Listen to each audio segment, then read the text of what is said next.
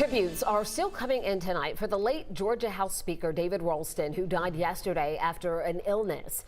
While Ralston was considered a force within the Republican Party, many of the tributes we're seeing coming in are from people who oppose conservative legislation.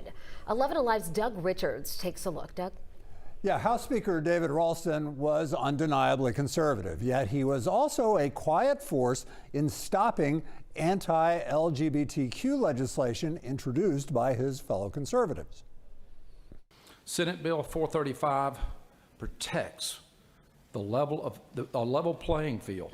Earlier this year, a Republican-backed bill to disallow transgender athletes from competing in girls' sports passed the state Senate. This bill and bills like it are quite simply monstrous, despite objections from Democrats.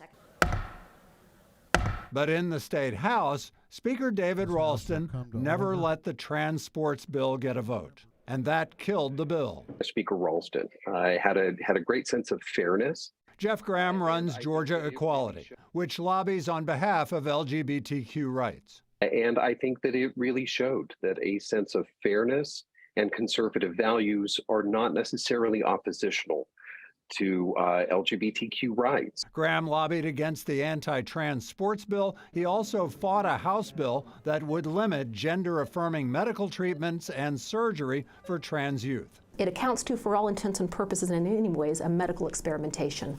Introduced by Republican State Representative Ginny Earhart. Once again, Ralston quietly used his power as Speaker to simply never call the bill for a vote, allowing it to die when the legislative session ended. He certainly was someone who I think understood that faith and religion should not be used as a weapon and excuse to discriminate against other people. Graham says 2 counties represented by Ralston, Fannin and Gilmer counties, have 2 of the highest percentages of same-sex couples in all of Georgia's 159 counties. Graham believes Ralston blocked anti-LGBTQ legislation, at least in part, because it would adversely impact his own North Georgia constituents. Right, Jennifer. Doug, some interesting perspective tonight. Thank you. So a question some of you may be asking, what happens to Speaker Ralston's House seat now? Earlier this month, he said he was stepping down as Speaker of the House, but on Election Day, he was again elected in the 7th District.